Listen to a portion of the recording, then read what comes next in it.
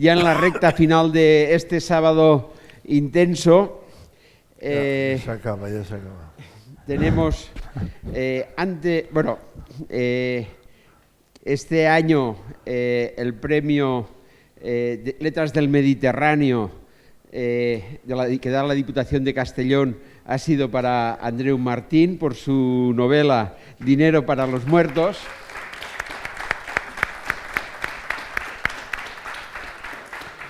Nosotros estábamos buscando la excusa para traerlo aquí a Morella y nos parece que una novela ambientada en Castellón era el escenario ideal para tenerlo aquí. Muy bien, pues aquí estoy. Sí. Muy bien. Antes de hacer las presentaciones, en la famosa sala de degustación gastroliteraria Sergio Besser, donde está la Feria de Libros, y ahora después haremos la degustación de pinchos de trufa y de vino negro, hay unos cuadros en toda la sala que es donde se hacen las firmas y donde están todos los libros. El artista que ha hecho esta exposición es Manolo Monfort, de aquí de Morella, y la exposición se dice Fluid Art. Antes decíamos que había uno de los autores que lo de que fluya no le gustaba, pero yo creo que el Fluid Art, que nos ha ofrecido Manolo Monfort, sí que le hubiera gustado. Él quiso participar en el festival donando uno de sus cuadros, y nosotros queremos hacer la entrega de este cuadro al mestre de los escritores de la novela negra actual, a Andreu Martín. Hosti, que bé! Ei! Molt bé, gràcies. Molt bé. Un quadre orgànic. Sí, això està... Vaig un momentet ahí.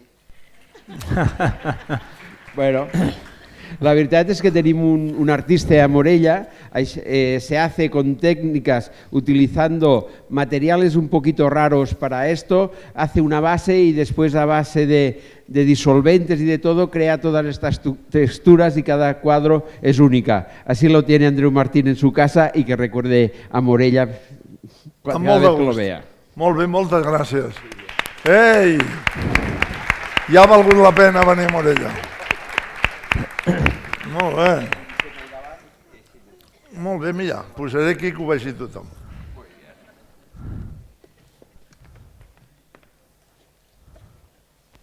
Val. Comencem. Bé, ja és l'última taula. Anem a fer la presentació i després ja conversaran ells dos. La taula se diu Castelló, escenario del crimen, y participarán Andreu Martín, el mestre de los escritores de novela negra y galardonado en el Premio Letras del Mediterráneo de 2024 por Dinero para los muertos, en conversación con el periodista Eric Gras, coordinador del suplemento cultural Quaderns del periódico Mediterráneo. Quería decir más cosas, pero pienso que a estas horas ya que empiecen ellos. Que vayamos al grano.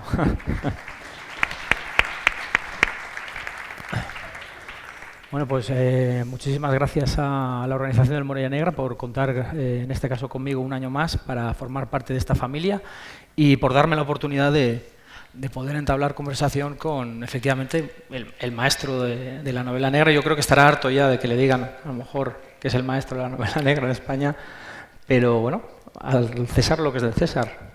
Me hace sentir un poco abuelito.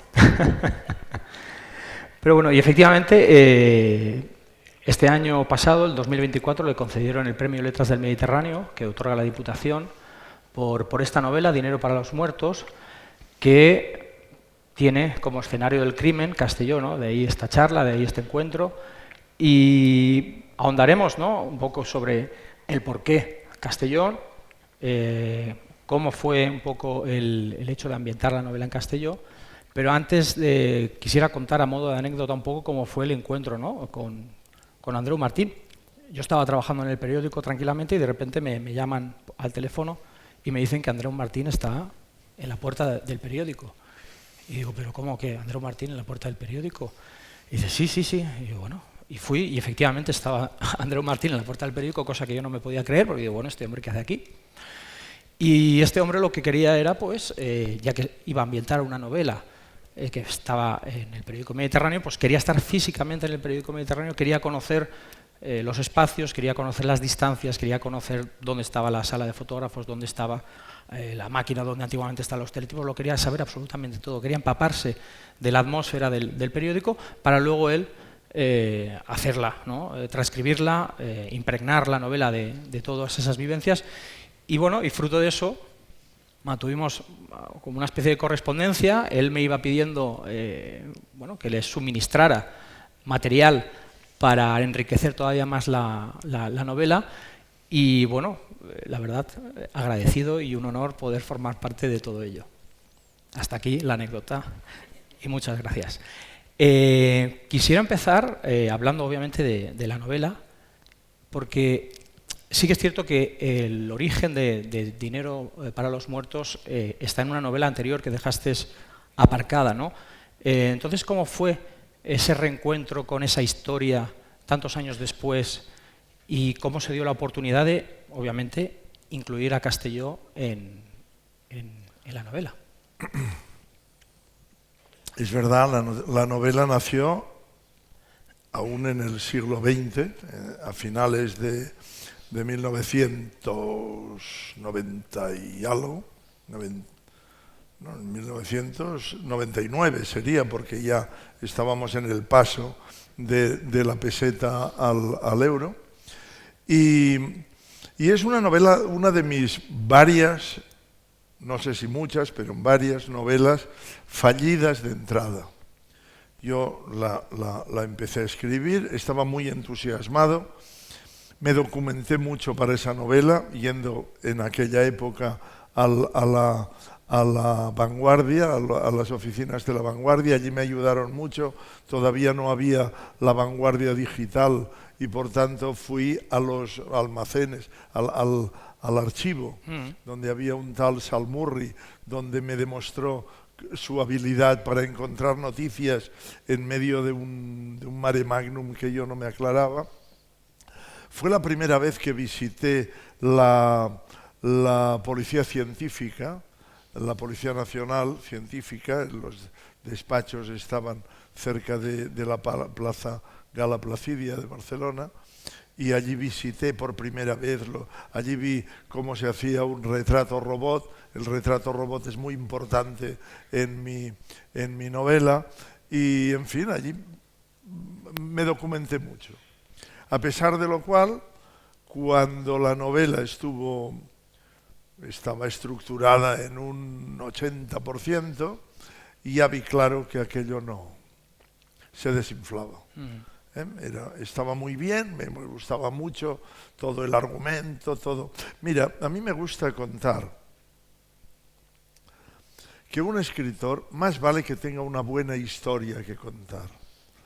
Yo no empiezo nunca por los personajes, ni por los ambientes, ni por el delito, ni por un tipo de crimen especial. No, todo eso viene luego, en todo caso. Pero yo siempre pienso que necesito una buena historia para contar. Una historia de esas que cuando te la cuentan... o sea, hay dos tipos de historias. Ahora estoy divagando un poco, pero no importa. Luego volveremos. Hay dos tipos de historias. Hay la historia que contamos a los niños para que se duerman, que es una historia que no suele tener final, y que cuanto más se alargue mejor. Y que mejor que no tenga final, porque si todo va bien, el niño se habrá dormido antes de que lleguemos al final.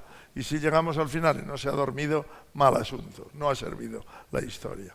Y luego hay otra historia que se cuenta ante la chimenea, la abuela delante de la chimenea, y en que los niños no se duermen.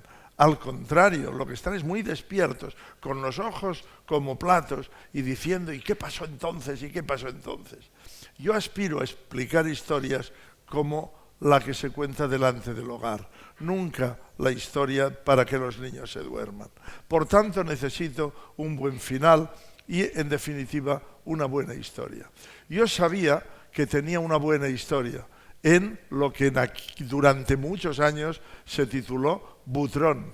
Era el título, pero ya el mismo título demostraba que no estaba muy acertado en lo que estaba haciendo. Y era una novela que me apasionaba, pero que poco a poco se iba desinflando, y a partir de un momento dado, yo mismo como autor decía, bueno, esto no me importa un rábano.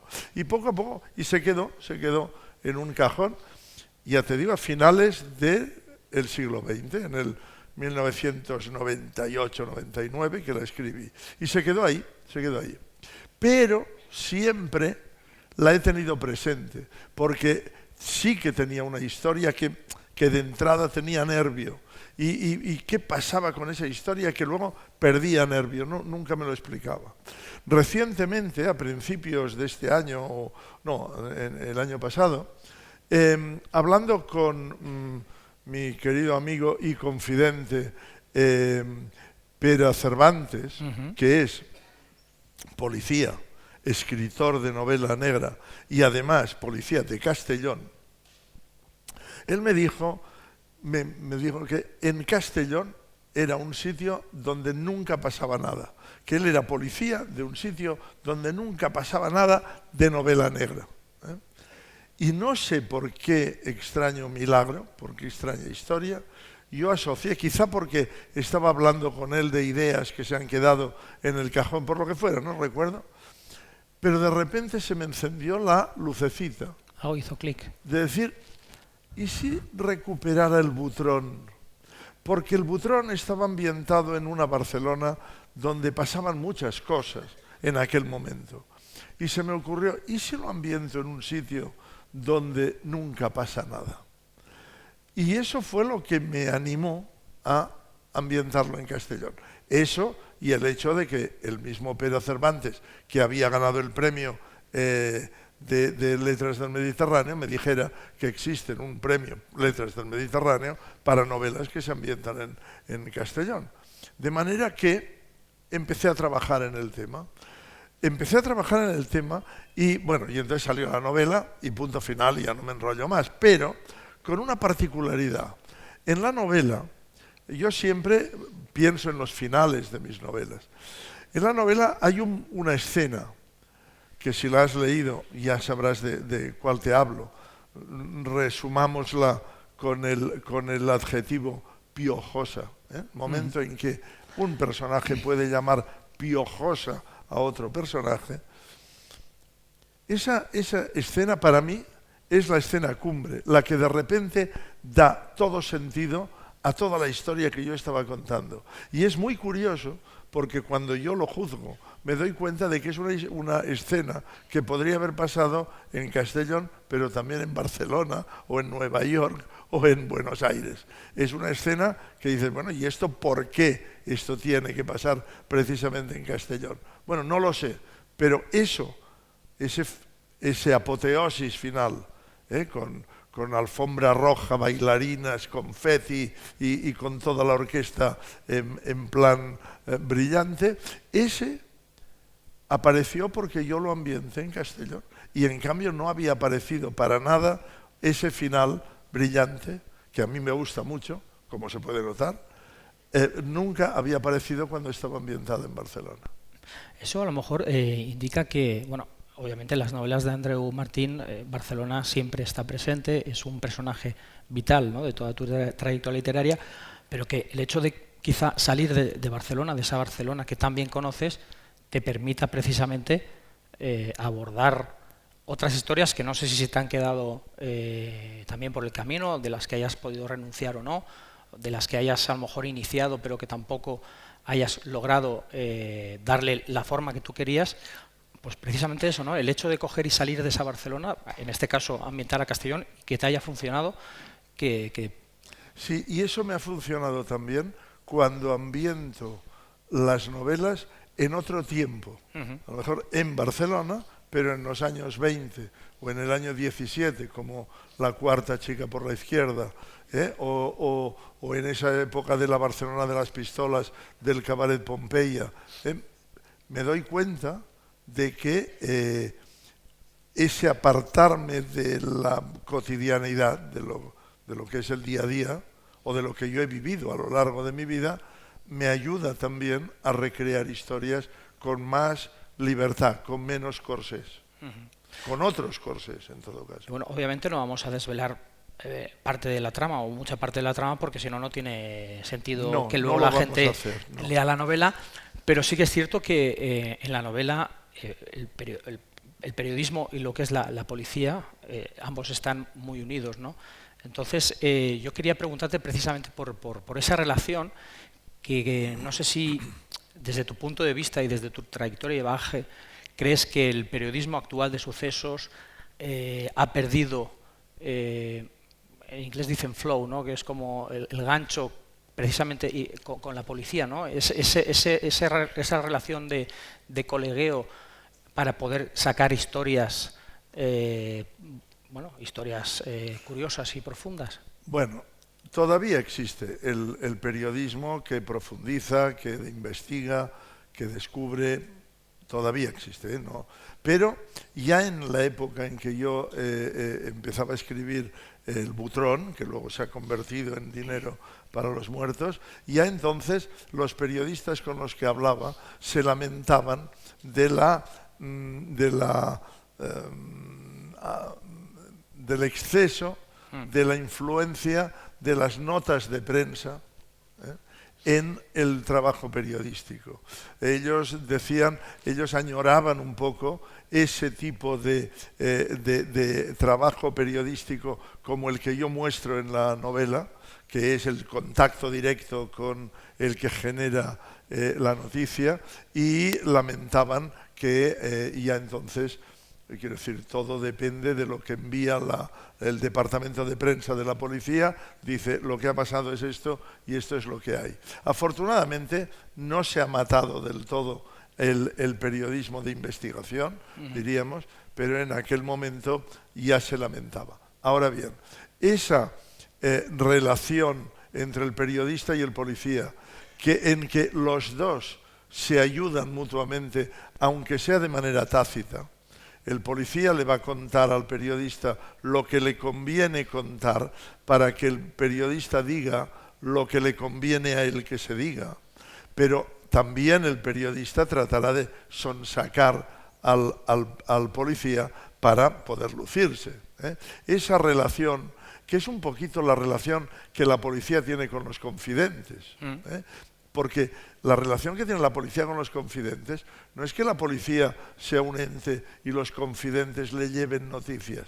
Es que la policía, para conseguir noticias de los confidentes, también tiene que dar noticias a los confidentes. Y entonces hay un intercambio. Ese intercambio, más o menos decente o más o menos indecente, es lo que se da en la novela. Lo venía a decir también porque, bueno, obviamente uno de los personajes de la novela, que es ese periodista Ramón Larraz, que mucha gente también piensa que está inspirado en Josep Martí Gómez, que precisamente periodista nacido en Morella, que se marchó a Barcelona, estuvo trabajando también en Mediterráneo y luego ya se volvió otra vez a Barcelona. No sé hasta qué punto esa relación es real o es mera casualidad. A ver, yo conocí a Martí Gómez, me ayudó mucho, conocer a Martí Gómez me ayudó mucho. Él me reveló muchas, no para esta novela, en mi formación, en el tiempo. Yo recuerdo para una novela que Jesús en los infiernos, yo pasé con Martí Gómez por los lugares canallas de Barcelona y él era el que me iba diciendo, aquí verás tal cosa, aquí verás tal otra, aquí es donde se reúnen los que venden material robado, etcétera. Pero yo no asociaría de ninguna manera al Rafa Larraz, que es un desgraciado, es un lamentable desgraciado, con el gran profesional Martí Gómez al que yo conocí. Uno al final conforma sus personajes a base de personas a las que ha conocido, de situaciones en las que se ha encontrado y por tanto Rafa Larraz participa de muchos periodistas y no periodistas, de muchas personas a las que yo he conocido y que podrían figurar. Pero me gusta citar una cosa. uno de los ejercicios que he hecho para esta novela es precisamente las dos maneras diferentes de contar una misma historia. Aquí tenemos dos narradores que coinciden y que cuentan la misma historia, donde uno se para porque no podía saber, el otro continúa y el otro continúa hasta donde puede y luego viene el otro para continuar contando. Son dos narradores. Uno es Rafa Larraz. Rafa Larraz, que es un desastre. Es un desastre que nos cuenta todo el rato si tuvo un amante, si estuvo casado, si tiene una hija, si se ha liado con quien no debería, si es la persona con quien no debería le perjudica, interfiere en su vida, bla, bla, bla. Es un bocazas que habla de todo, además de contarnos la historia que nos cuenta. En cambio, el policía, el Paco Largo, es un profesional como los profesionales que yo he encontrado cuando he hablado con algunos policías. Hay algunos policías que te cuentan que ellos participaron en todos los casos posibles de Barcelona y los solucionaron todos ellos. Pero hay otros policías que son simplemente profesionales que te cuentan lo que pasó. Y este es Paco Largo. Paco Largo, tú no sabes si cuando va a su casa tiene hijos revoltosos, si tiene hijos adolescentes que le dan dolores de cabeza, si no tiene hijos, si tiene un amante, si está bien casado, si está mal casado. No sabes nada de esto. No sabes si es alcohólico, si no es alcohólico. Paco Largo es un profesional que te cuenta las cosas son así. Y de vez en cuando se permite decir: este Rafa Larraz es un fantasma que cuenta cualquier cosa y yo te voy a contar de verdad lo que hay. También cae en el tópico de decir Rafa Larraz parece que haya solucionado todo el caso cuando todo el caso lo solucioné yo. Esto también cae en eso. Pero bueno, es un personaje humano. En todo caso, son dos maneras de narrar que para mí han sido otro de los experimentos de este libro. Sí. El personaje que cuenta como cuenta y el otro que bueno, se desborda por todas partes. Sí, precisamente te iba a preguntar eso, ¿no? Porque efectivamente combinan estas dos visiones, estas dos historias, estos dos relatos. La de Larraz, la forma en la que está narrado es como mucho más visceral, y efectivamente la de Largo es como mucho más pausado. Incluso utilizas un tiempo verbal, escribes en pretérito, quiero decir, se nota como mucho más ordenado. Entonces sí que me gustaría que ahondaras un poco más en cómo fue conjugar esas dos técnicas, ¿no? Esos dos universos que narran realmente lo mismo, pero de distinta manera. Ya es lo que he contado, la posibilidad de contar una historia desde dos puntos de vista para mí es muy atractivo. El hecho incluso de poder contar un mismo hecho, pero contado por dos personajes que participaron en él, uno desde un punto de vista y el otro desde otro, eso a mí me divierte mucho, en esta novela, pero también en muchas otras. Pero en esta novela, bueno, jugué a este juego, que venía ya un poco condicionado por aquella primera novela, Butrón, la primera escritura que tenía, y bueno, pues ha sido el juego que me he propuesto, como en cada novela me propongo un juego divertido que me pueda resultar divertido. Y bueno, y volviendo otra vez a la ambientación, ¿no? A ese Castelló como escenario del crimen, aparte de todo el trabajo de hemeroteca y de la visita o visitas que has podido hacer a Castelló y recorrer sus calles, la verdad es que sí que es cierto que el que es de Castelló, cuando lee la novela, reconoce perfectamente esos espacios. Y lo bueno que tiene es que no resulta impostado, porque hay muchas veces que algún autor escribe sobre Nueva York, no ha estado nunca en Nueva York, lo ha visto por Google Maps y para de contar. No, aquí se nota que has estado y que estás muy bien informado hasta cierto punto de nombrar ciertos, no digo ya calles, sino algún comercio, que enriquece muchísimo la trama y la experiencia, sobre todo para el que es de aquí. Bueno, eso ha sido mi suerte de encontrar unos buenos cicerones. Claro, yo lo de las fiestas de la Magdalena, por ejemplo, tengo que decir que me resistí como gato panza arriba.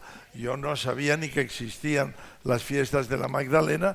En la novela originaria, un atraco que se comete, que necesita fuegos de artificio, se cometía durante la fiesta de San Juan, y yo insistí en que las fiestas de San Juan seguro que en Castellón también se celebraban con fuegos de artificio. Me decían, sí, bueno, un poquito, pero las buenas son las de la Magdalena. Y yo decía, bueno, pero las de la Magdalena no las conoce nadie. Quería decir, no las conozco yo. Y entonces me decían, pues son muy famosas y están muy bien. Y duro, hasta que me convencieron. No solo me convencieron, sino que, entre otras, el amigo Enrique Grau me envió una cantidad de documentación que me hizo vivir las fiestas de la Magdalena, no las fiestas de la Magdalena del año pasado, sino las del año 99. Correcto, sí, fue un trabajo diciendo de que llovió, porque en el 99 llovió. Es así. Y bueno, y esta parte de la Magdalena la cortáis, que no la vean por ahí, sobre todo en Castellón, porque si no les toca la fibra a muchos. No, pero bueno, sí que es cierto, ¿no?, que el poder elaborar la trama en esos espacios, bueno, sirve también como contrapunto de luego toda la trama y las subtramas que vas desarrollando, ¿no? Porque aparte de bueno, ya digo, no vamos a desvelar mucho, pero a partir de un robo, luego una serie de asesinatos, pero también hay muchos secretos familiares. Bueno, ya digo, vas tejiendo muchas relaciones, tramas y subtramas que van armando, ¿no?, todo lo que es la novela, y cómo la ciudad en este caso juega, ya digo, un papel fundamental. Sí, lo bueno es que yo ya tenía un argumento que no exigía el protagonismo al 100% de la ciudad. Y seguramente por eso no ha quedado impostado. Es decir, la ciudad aparece cuando tiene que aparecer la ciudad.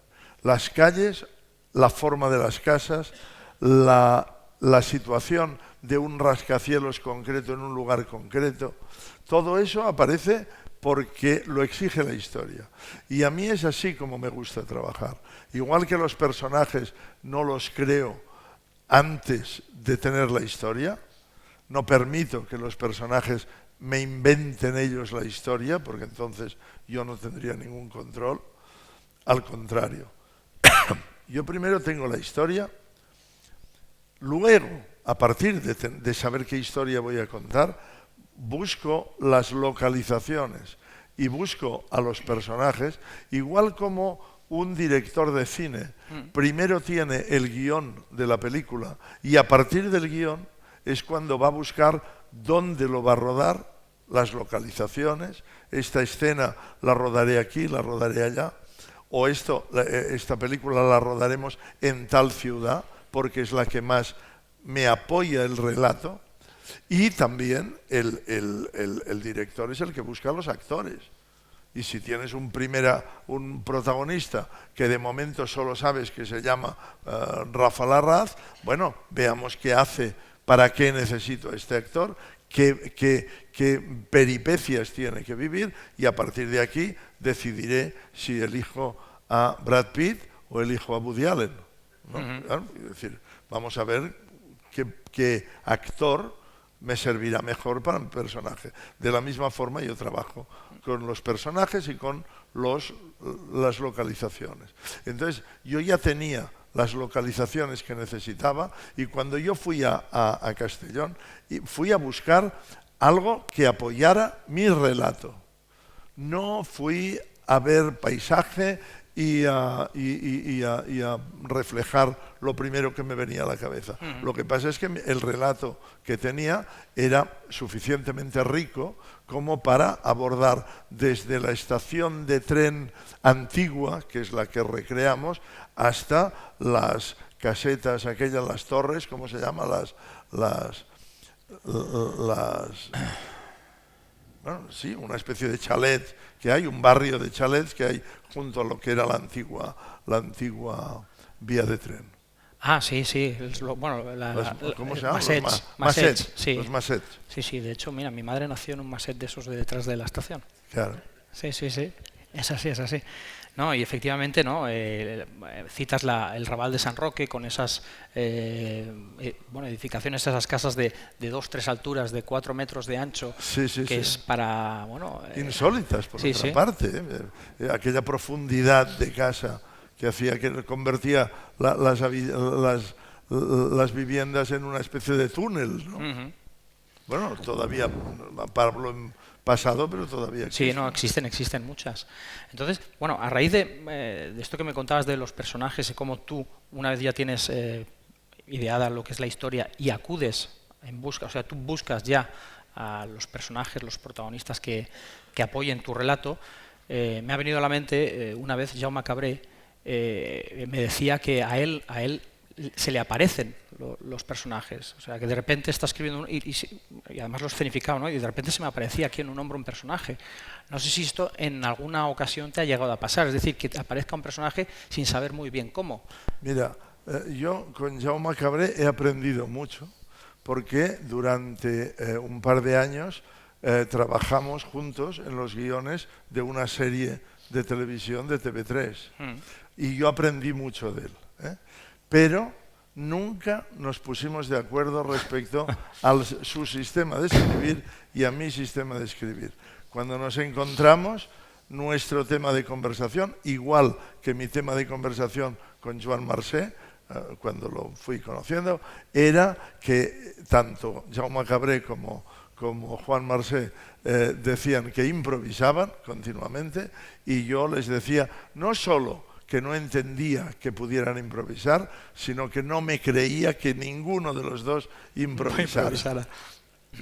Bueno, en esto... O sea que no puedo certificar nada de la manera de trabajar de Jaume Cabré porque no estoy de acuerdo. Al principio mencionabas a Pérez Cervantes. Pérez Cervantes precisamente trabaja mucho más en la forma en la que tú trabajas. Él también necesita tener toda la estructura de la historia bien pensada y luego va, ¿no? Claro. Bueno, claro, porque un libro, una novela, para mí, y de rebote, pues para Pérez Cervantes también, es un producto de elaboración, de construcción. No puedo entender que sea producto del capricho de cada momento. No puedo entender que por la mañana tú te levantes con la mente en blanco y digas, bueno, a ver dónde nos quedamos en que se abría la puerta y entraba aquel tío con una pistola. Bien, ¿cómo sigo? A ver qué hago. No lo puedo entender. No puedo entender que así se pueda contar una historia con pies y cabeza. Sí, a pesar de que fue Raymond Chandler el que dijo, cuando no sepas qué escribir, cuando te quedes en blanco, haz que se abra una puerta y entra un hombre con una pistola. Sí, lo dijo. No lo puedo creer. No se puede escribir correctamente así. Yo más bien creo en vamos a crear una historia que sea muy divertida, que sea muy apasionante, que sea muy... Incluso no creo que se pueda crear una historia partiendo de la base de lo que vas a denunciar. Voy a hacer una historia para denunciar el calentamiento global. Y entonces, ¿de qué va? Bueno, pues hay un señor que... Primero invéntate la historia, que sea divertida, que te lo pases bien, que te apasione, que te mantenga interesadísimo y por tanto con un final donde ir a parar, que tengas muchas ganas de llegar a él. ¿Qué pasará a continuación? ¿Qué pasará a continuación? Bueno, pues esto es lo que te lleva al final. Entonces piensa bien en ese final. ¿Por qué se me caía a mí la historia del Butrón? Porque no tenía un buen final, ¿no? Y en cambio, pues la he resucitado en Castelló y creo que el final está bien. Un final que ya digo, bueno, que lean la novela y que lo disfruten. Hablo como papá baboso. He leído alguna reseña de la novela, Dinero para los muertos, y alguna lectura menciona que posiblemente sea una novela de las tuyas más sobria. Yo no sé hasta qué punto... ¿Sobria? Sí.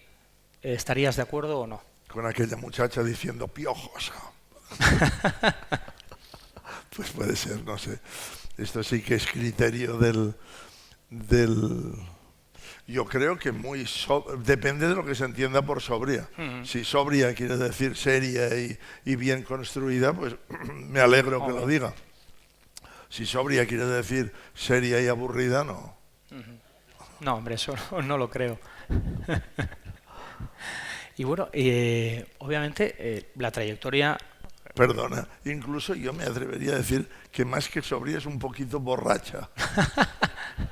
Está impregnada, ¿no?, del espíritu de Larraz, ¿no? Demasiado tiene de Larraz, ¿no?, la novela. No, te quería preguntar, obviamente tu trayectoria es vastísima, con una serie de reconocimientos impresionante, y entonces, claro, uno se pregunta, ¿qué no ha escrito Andreu Martín? ¿Qué no he escrito? Bueno, calcúlame que me faltan 10 años, pues todo lo que escribiré durante 10 años.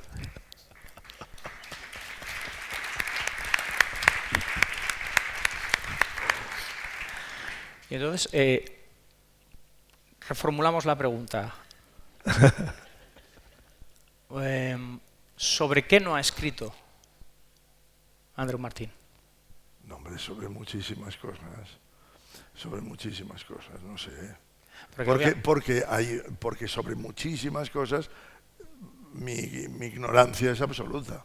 O sea, yo escribo sobre lo que tengo a mano, lo que me apetece, lo que me conviene en aquel momento. Y bueno, claro, el mundo es muy grande y tiene muchísimas opciones, ¿no? No sé, ¿sobre qué no he escrito? Pues, sobre muchas cosas. ¿Sabes qué pasa? Me cuesta contestarlo porque no he escrito sobre aquello que de momento no ha despertado mi interés. Y si no ha despertado mi interés, ahora mismo no se me ocurre. Bueno, y en este caso, claro, cogiendo esta respuesta, obviamente el interés siempre has tenido por la novela negra, las tramas policíacas, los thrillers. Sí.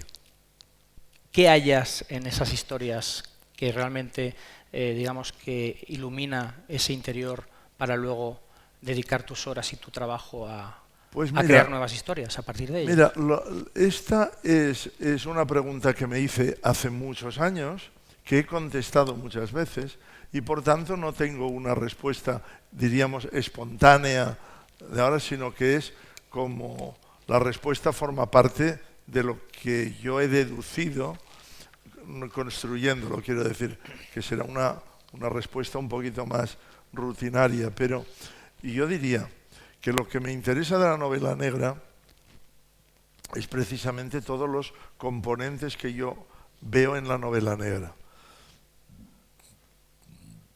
Me interesa mucho que es un juego, que nació como un juego y continúa como un juego. Es decir, es una novela divertida, es una novela apasionante, es una novela donde me interesa mucho todo lo que sucede. Hay persecuciones, hay enigmas, hay secretos que desvelar, hay enigmas que resolver, hay peripecias de todo tipo. Hay hombres que entran por la puerta con una pistola en la mano, hay persecuciones por las calles, hay malvados que te dan mucho miedo, hay protagonistas en peligro. Todo esto me interesa porque tiene algo de juego, de algo divertido y entretenido y apasionante. Pero a la vez también me interesa mucho que es como un reflejo de nuestros miedos. En una novela negra, una novela policíaca, prácticamente todo lo que les pasa a los personajes no querrías que te pasara jamás a ti. Entonces, ¿por qué nos interesa tanto ver que a los otros les pasa lo que no querrías que te pase a ti? Porque es una forma de exorcismo. Si les pasa a ellos, no me pasa a mí. Y quizá el placer también derive de ahí. Quizá nos parezca divertido el hecho de que les pasen cosas muy serias. El conflicto, pero eso pasa en la novela negra y pasa en todo tipo de novelas. Hasta en la novela más blanca, ¿cómo se llama? Antes ha estado aquí un autor, Sergio, me parece que se llamaba. Bueno, había un autor que ha mencionado varias veces lo de chico conoce chica. Él lo ha dicho. En una novela romántica, en Hollywood se define diciendo chico conoce chica, chico pierde chica, chico recupera chica. El chico pierde chica es el conflicto. Es lo que no querríamos que pasara nunca. Esa es la gracia de la historia. Si nos quedamos con que la novela es chico conoce chica, chico vive con chica felizmente, chico convive con la chica felizmente más aún y fueron felices y comieron perdidas, eso no le interesa a nadie. Eso no le gusta a nadie. ¿Qué historia hay ahí? La historia está en el conflicto, en eso que no quisiéramos que sucediera. ¿Y por qué nos gusta tanto en la novela negra? En la novela negra ya es el extremo, porque ya la gente va apuñalándose y cosas así, que eso ya seguro que no le apetece a nadie. Pero ¿por qué? Pues porque es una especie de exorcismo. Estamos reflejando nuestros miedos. Y eso sirve para aliviarnos. Bueno, pues muy bien, para aliviarnos. Como antiguamente se decía, la resolución del enigma es la resolución del caos, como si pusiéramos orden donde se ha perdido el orden. Y eso provoca un placer. Bueno, pues si provoca un placer, bienvenido, ¿no? No vamos a ir contra los placeres. No, yo quiero una cosa que no me dé placer. Bueno, no sé, cada uno que lea lo que le parezca. Quiero decir, por todo esto me interesa la novela negra, pero a la vez porque, y por eso yo insisto con frecuencia en voz baja y en círculos reducidos, defiendo que se la llame novela policíaca, porque novela policíaca tiene la misma raíz que política. Policíaca y política. Es muy difícil hablar de la justicia, de la injusticia, del que persigue al delincuente, del que vigila al que persigue al delincuente. Es difícil hablar de todo eso sin estar hablando de manera más o menos directa o indirecta de política. Y entonces me interesa porque está hablando de la sociedad en que vivimos. Y eso me interesa también. Por todo eso me interesa a mí la novela negra. Vamos a hablar de buenos y malos. Bueno, también es una novela ética. Es una novela moral, aunque la palabra moral tenga de esto. Es una novela moral porque no hay novela en la que quede más claro que hay gente buena y gente mala. Y hay los buenos y los malos. Los buenos pueden ser más buenos o menos buenos, pero estamos hablando de el que perjudica al otro y el que no perjudica al otro. O cómo se controla que la gente se perjudique mutuamente. También significa hablar del bien y del mal, que quiere decir hablar de ética o de moral. Bueno, imagínate la cantidad de elementos que hay en esa sola novela. Es más, para mí la novela negra o la novela policíaca que me gusta es una novela que necesita una construcción especial que no necesitan otras novelas que no están consideradas dentro del género y que son como más libres y que pase lo que pase y que pase lo que le dé la gana a quien quiera. Me gusta ese hecho de que la novela negra tenga unas leyes, unas normas. Bueno, todo eso a mí me gusta. ¿Y cuáles son exactamente esas leyes y esas normas?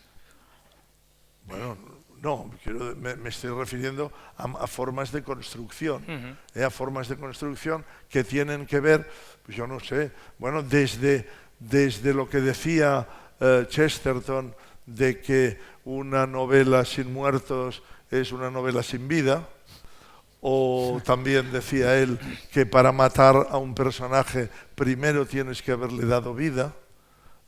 Estos son normas generales, pero luego hay pues lo que decía Vázquez Montalbán, de que toda novela es el desvelamiento de un secreto, ¿no? El proceso de desvelar un secreto. Hay muchas frases y muchas tendencias de ese tipo que yo creo que hay que tener en cuenta. Bueno, y teniendo en cuenta lo que hablabas también de, bueno, de esta manera que tiene la novela negra policíaca de reflejar aquello que no queremos para nosotros mismos, ¿no? De exorcizar y... Claro, Castellón, una ciudad en la que no pasa nada, y de repente viene Andreu Martín a poner una novela en la que pasa de todo, en la que nos sacude, ¿no?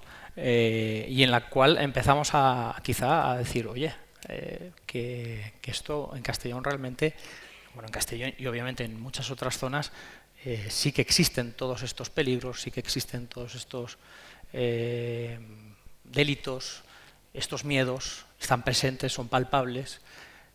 Cómo de alguna manera una novela, ¿no? Te puede hacer ver todo aquello, ¿no? Un sitio en el que tú pensabas efectivamente que, bueno, realmente no somos fruto de los noticiarios normalmente, porque no es que haya aquí conflictos a diestro y siniestro, pero bueno, sí que de repente un caso, un suceso llama la atención, la sociedad también se conmociona, ¿no? Sí. Bueno, siempre teniendo en cuenta que Dinero para los Muertos es ficción. Sí. Y por tanto, ese atraco al banco y esa serie de asesinatos que siguió al atraco al banco no han sucedido nunca. Eso, hay una cosa que yo odio absolutamente, que es ese concepto horroroso de que la realidad supera la ficción. Yo creo que siempre la ficción ha superado la realidad, y yo creo que en Dinero para los Muertos lo demuestro. Todo lo que cuento en Dinero para los Muertos es una ficción que supera con mucho la realidad que ha pasado nunca en Castellón. Probablemente, si lo hubiera ambientado en Barcelona, ahí no hubiera conseguido tanto superar a la realidad, pero ahí es donde la ficción supera la realidad. Es decir, también quiero decir, yo no me baso tanto en qué ha sucedido en un sitio. La realidad, digo, nos da permiso para que contemos cosas.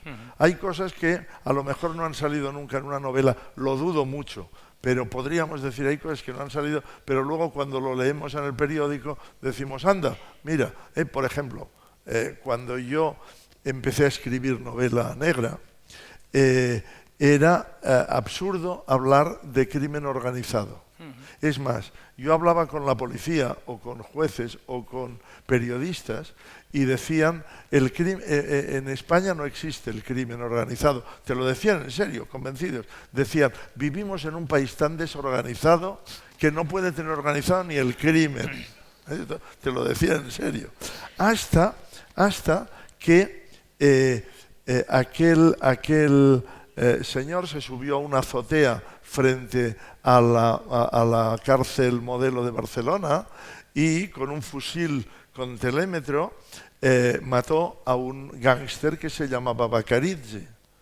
Le disparó desde la azotea, más novelesco todavía, la novia de Bacarizzi lo llamó desde la calle, oye, Bacarizzi, baja. Y él sacó la cabeza por y el otro con una escopeta, ¡pum!, le voló la cabeza. Ahí nos enteramos de que Bacarizzi era un jefe de la mafia leonesa y que se podían hacer esas cosas, y que estaba en Barcelona, y que lo habían detenido. Y al cabo de 2 días nos enteramos de que 2 jueces de Madrid habían detenido a un gángster de la Camorra o de la Cosa Nostra italiana, un Bardelino, de nombre Bardelino, y lo habían soltado a cambio de una pasta. Esto salió en los periódicos. Claro, a partir de que eso sale en los periódicos, ya era imposible escribir en nuestro país sin hablar de crimen organizado. De repente, la prensa nos había impuesto el crimen organizado. Entonces, eso es lo que te anima a escribir sobre unos temas o sobre otros. Pero cuando yo escribo sobre el robo de un banco en Castellón y una serie de asesinatos siguientes, no pretendo que la gente de Castellón diga, ¡hala, qué cosas pueden pasar en mi país! Yo simplemente trato de contar una historia que a mí me parece interesantísima. Y a mí me preocupa que el lector se pregunte, ¿pero quién está matando a toda esta gente? ¿Pero por qué los está matando? ¿Por qué está dando dinero para los muertos? Y entonces, oye, qué misterio, pero vamos a ver si alguien soluciona esto, que alguien me lo explique. Bueno, no te preocupes, ¿eh? Viene Andreu Martín y dice, tranquilo, yo te lo explicaré, ¿eh? Y eso es lo que me preocupa a mí. El trasfondo social, es decir, la moraleja que se pueda sacar de eso, ya la sacará el lector inteligente que verá el subtexto y que sabrá leer entre líneas y verá más allá de lo que yo le ofrezco. Pero yo, por mi parte, creo que he cumplido si consigo que el lector que empieza la primera página lea vorazmente hasta llegar al final y diga, ahora lo entiendo todo, el asesino era el mayordomo. Bueno, no es en este caso. ¿Y eres de los que piensa, como escritor, que existe un pacto secreto con el lector? Bueno, que existe un pacto secreto seguro. A ver, el pacto que existe entre el autor y el lector. A ver, el autor envía un mensaje en clave, un mensaje codificado. El lector tiene que saber descifrarlo. Y es muy complicado. De entrada, para conocer la clave, para entender este libro, el lector tiene de pequeño, normalmente de pequeño, haber estudiado durante años que mi mamá me mima, mi mamá me ama. Lo primero. Y si lo ha estudiado en caracteres cirílicos, cogerá mi libro y no entenderá nada. O si lo ha estudiado en alfabeto árabe, y sabe leer en árabe, pero si coge este libro no sabrá definir nada. Pero luego tendrá que saber el significado de cada palabra, que también es tiempo. Yo soy escritor, tengo los años que tengo y te juro que no conozco el significado de todas las palabras del diccionario, ni utilizo todas las palabras del diccionario. Pues imagínate, el lector tiene que saber el máximo de palabras posibles para entender lo que yo le doy, pero habrá alguna palabra que no la entenderá. Bueno, pues tendrá que deducir, tendrá que hacer un esfuerzo. Pero más aún, yo le estoy describiendo a una persona. Bueno, yo lo que estoy haciendo al describir una persona o un paisaje o un lugar es apelar a la imaginación del lector, que pondrá su imaginación. O no se enterará de nada si simplemente el lector se queda con el significado de las palabras negras sobre blanco. Ese lector no me interesa ni a mí ni a nadie. El lector tiene que poner de su imaginación y cuando lea, cada uno de vosotros lea una rubia despampanante, cada uno de vosotros, la imaginación de cada uno de vosotros pondrá una imagen diferente a mi libro. Por mucho que yo describa a la rubia despampanante, cada uno, hombres y mujeres y mayores y menores, pondrán una imagen distinta. Y eso es importantísimo, este es el pacto importante. Por favor, pido que pongáis de vuestra imaginación. Pero aún hay más, el subtexto del que hablábamos antes. Por cierto, ya he citado 2 veces el subtexto y yo no puedo resistirme a hablar del subtexto tal como lo definía Raymond Chandler, ¿sabes? ¿No? A Raymond Chandler le preguntaron ¿qué es el subtexto? Ahora vosotros decís, bueno, y tan complicado es leer y además tenemos que saber lo que es el subtexto. ¿Qué coño es el subtexto? Bueno, pues Raymond Chandler lo explicó muy bien. Dijo, un ejemplo, un hombre y una mujer van en ascensor. Nos situamos en la época de los años 40, 50 de Raymond Chandler. De pronto entra esa rubia despampanante de que hablábamos antes. Entra y el hombre se quita el sombrero. Y decía Raymond Chandler, eso no es una lección de urbanidad, es un tratado sobre el matrimonio y sus problemas. Eso es el subtexto. Pues todo eso se necesita y ese es el pacto que tenemos con el lector, claro. Que es un pacto que también exige un compromiso por parte del lector, porque obviamente Por le parte exiges... del lector, si quiere disfrutar. Si el lector le da igual la novela o es lo bastante obtuso como para quedarse con mi mamá me mima, mi mamá me ama, pues seguramente no disfrutará, pero es asunto suyo. Es compromiso de él consigo mismo. Bueno, ya que me ha costado 20 euros este libro, voy a disfrutarlo, porque pena de la vida sería que me compre una cosa de 20 euros y no disfrutarla, ¿no? Cosa que, bueno, últimamente quizás sea mucho más difícil el poder de concentración que tenemos todos y cada uno de nosotros. Me refiero en la actualidad con las redes sociales, los móviles. La gente hablo en términos generales. A lo mejor no está más de una hora leyendo porque enseguida se despista, ¿no? O le despista el cacharrito que tenemos. Bueno, porque mira toda la dificultad con la que he explicado yo el proceso de lectura. Delante de una pantalla, toda esa dificultad desaparece. Salvo entender el idioma en que te hablan, salvo ese pequeño esfuerzo de entender el idioma en que te hablan, todo lo demás te lo dan hecho. Todo el esfuerzo de imaginación del que hablaba está dado, porque el protagonista tiene la cara que tiene, el decorado está hecho como está hecho, la iluminación está hecha como está hecha, y los efectos especiales son casi hasta más espectaculares de lo que tú te podrías imaginar. Entonces no hace falta hacer esfuerzo.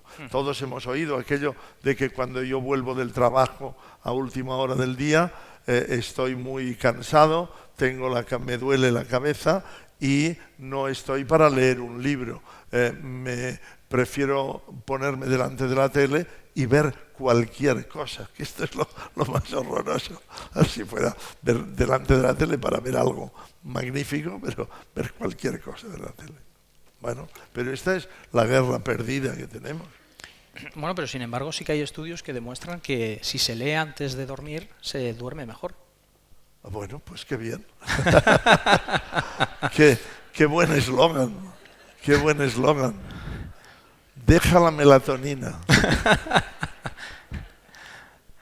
Bueno, y incidiendo un poco obviamente en el galardón que te concedieron en Letras del Mediterráneo, y basándonos, ya digo, en todos los otros reconocimientos que has logrado en tu trayectoria, bueno, ¿qué supone para ti, para tu carrera, recibir otra distinción?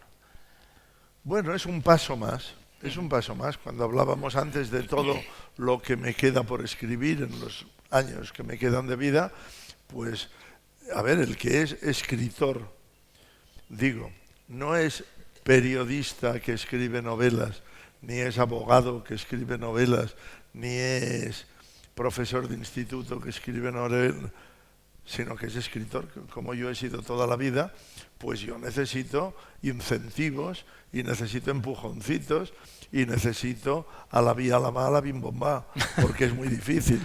Entonces, bueno, pues este premio es un nuevo a la vía, a la mala, bim bom ba, y bienvenido sea.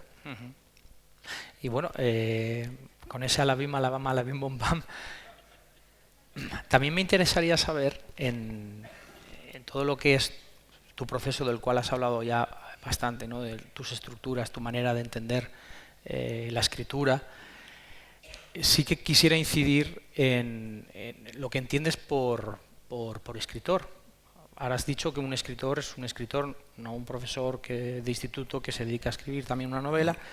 Y entonces me ha venido a la mente una cita también de Fabio Morábito, que es un escritor mexicano y poeta. Y él decía que el escritor es el que en realidad no sabe escribir, pero trabaja sobre ello, sobre el no saber escribir para buscarse, ¿no? Para encontrarse.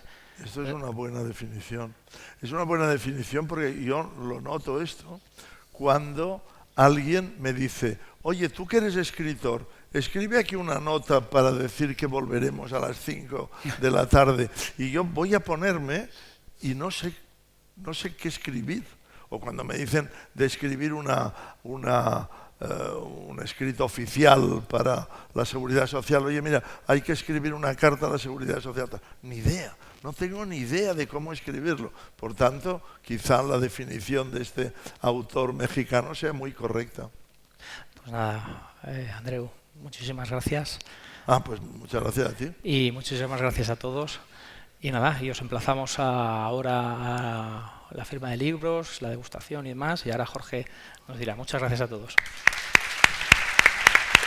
Gracias.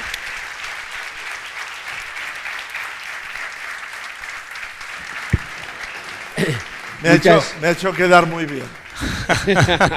Muchas gracias, Andreu. Muchas gracias, Eric. Eric Gras. Gracias a todos por seguir esta jornada intensa de Morella Negra. Unos apuntes. Tenemos una mala noticia. Pérez Cervantes, al que han nombrado unas cuantas veces en esta mesa,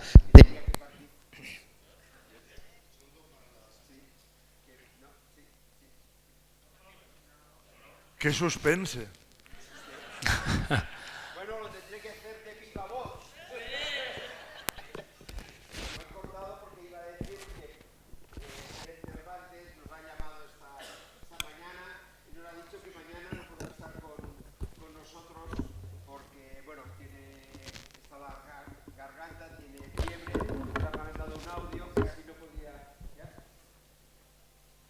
No sé. Eso. Tendría que haber dicho que estaba persiguiendo a un asesino en serie. Chip, chip, hey. Bueno, igual se ha roto la pierna persiguiendo a un hacker, porque él es de la policía tecnológica. Entonces eso, no podrá venir mañana el trasfondo social. Al final se quedará con Carlos Salem y Mónica Ruanet, también una mesa de mucho nivel. Ahora todos nuestros autores que han participado estarán en la sala gastroliteraria Sergio Besser, donde firmarán sus libros.